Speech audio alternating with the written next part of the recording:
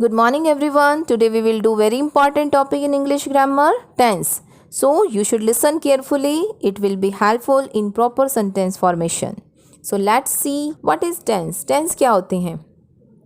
Tense is a form of a verb which shows the time and the state of an action or event. Tense हमें क्या show करते हैं? Time, action का time बताते हैं. There are three tenses: present tense, past tense and future tense. Present tense refers to present time, past tense refers to past time and future tense refers to future time. Each tense has four forms: indefinite, continuous, perfect and perfect continuous. Today we will discuss indefinite tense. It means present indefinite, past indefinite and future indefinite. So let's discuss indefinite tense. सबसे पहले देखो present indefinite tense. Present indefinite tense का structure क्या होता है? Subject plus first form of the verb plus object, subject plus first form of the verb plus S और E S. अब हम only first form of the verb और S E S कहाँ use करते हैं?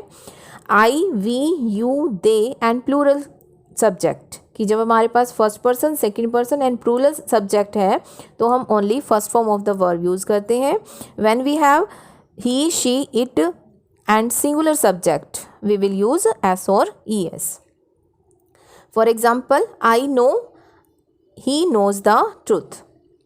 इन नेगेटिव फॉर्मेशन में we use don't and doesn't. Don't किसके साथ यूज़ होता है? ही, आई, वी, यू, दे और प्लूरल के साथ. और डज नॉट किसके साथ यूज़ होता है? He, she, it and singular subject के साथ. Clear this point?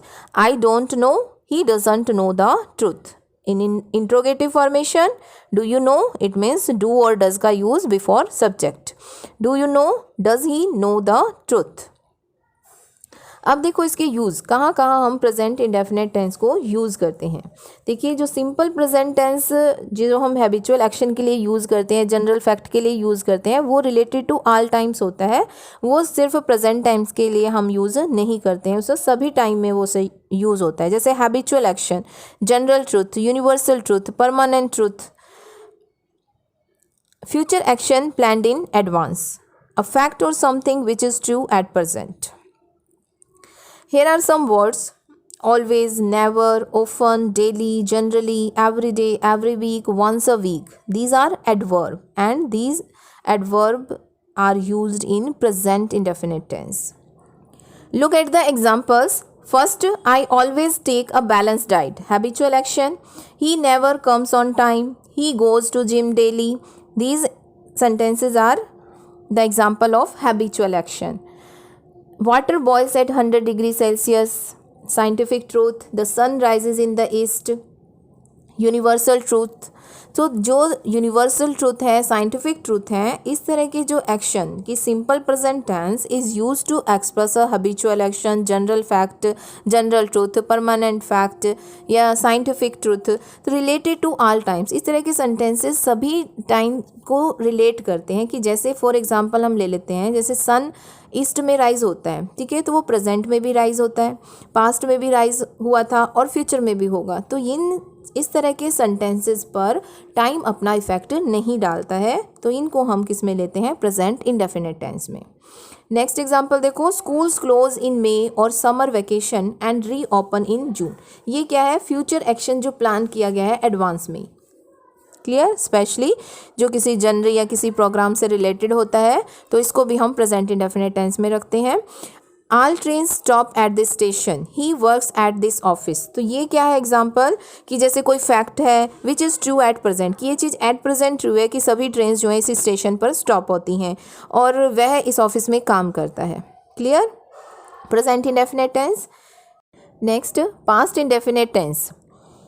Look at the structure of past indefinite tense. Subject plus second form of the verb plus object. अब आपके पास सब्जेक्ट सिंगुलर है, प्लूरल है, फर्स्ट फॉर्म है, second form है, third form है. आपको क्या यूज़ करना है? Second form of the verb. कि I wrote a letter, he wrote a letter. Clear? In negative formation didn't is used. For example, I did not write a letter. But एक चीज़ का यहाँ ध्यान रखना कि जब हम डिड नॉट का यूज़ करते हैं तो हम फर्स्ट फॉर्म यूज़ करेंगे. Did not plus first form of the verb. यहाँ आपको सेकेंड फॉर्म यूज़ नहीं करनी कि I did not wrote a letter आप लिख दो. Clear this point. अब पास्ट इंडेफिनिट टेंस को हम कहाँ कहाँ यूज़ करते हैं, to denote an action in past, कि जो एक्शन पास्ट में होता है उसको हम पास्ट इंडेफिनिट टेंस से शो करते हैं। When the time is given, जब टाइम जो है इसमें गिवन होता है, yesterday, last week, the previous day, last month, last night, in 1983, इस तरह से कोई भी पास्ट टाइम गिवन होगा इन पास्ट इंडेफिनिट टेंस में। Clear. Look at the example. when the time is given, कि टाइम कैसे गिवन है, आई मेट हिम yesterday, कि मैं उससे कल मिला था, ठीक है। शी डाइड इन 1987, तो ये क्या है, पास्ट टाइम को शो कर रहा है। अब I bought this pan in Mumbai, I bought this pan in Mumbai, it means when the time is not given but it is definite, कि उसने इसे मुंबई में ही खरीदा था, ठीक है। तो टाइम गिवन नहीं है बट इस बात को डेफिनेट किया गया है कि ये मुंबई में ही खरीदा गया था। When did you meet him, it means time is asked for, कि टाइम पूछा जा रहा है कि तुम उससे कब मिले, कि जैसे कि तुम यहाँ कब आए, when did you come here. Clear. Next देखो, future indefinite tense. Future indefinite tense का स्ट्रक्चर है subject plus will shall plus first form of the verb plus object, कि विल शैल के साथ हमें क्या लगाना है, first form of the verb, ठीक है। ये बात ध्यान रखना, सेकंड फॉर्म या थर्ड फॉर्म यूज़ नहीं करनी है। विल शैल के साथ हमेशा first form of the verb he use होती है। शैल को यूज़ हम करते हैं आई और वी के साथ, और बाकी सभी के साथ हम विल का यूज़ करते हैं। Look at the example. I shall see him tomorrow, they will play a match in the evening, time is given, it means future time given। so future time को कैसे यूज़ किया जाता है, to express a future action। जब हम कोई future action की बात करते हैं with future time तो हम future indefinite tense यूज़ करते हैं। time is given किस तरह से, tomorrow, the next day, the next month।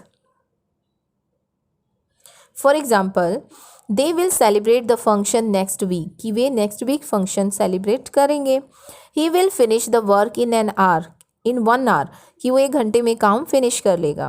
we shall have our lunch in Taj hotel tomorrow, tomorrow Taj hotel में हम हमारा लंच करेंगे। I shall call on you next Monday, तो इसमें सभी में क्या है, टाइम गिवन है, फ्यूचर टाइम गिवन है। Is it clear to everyone.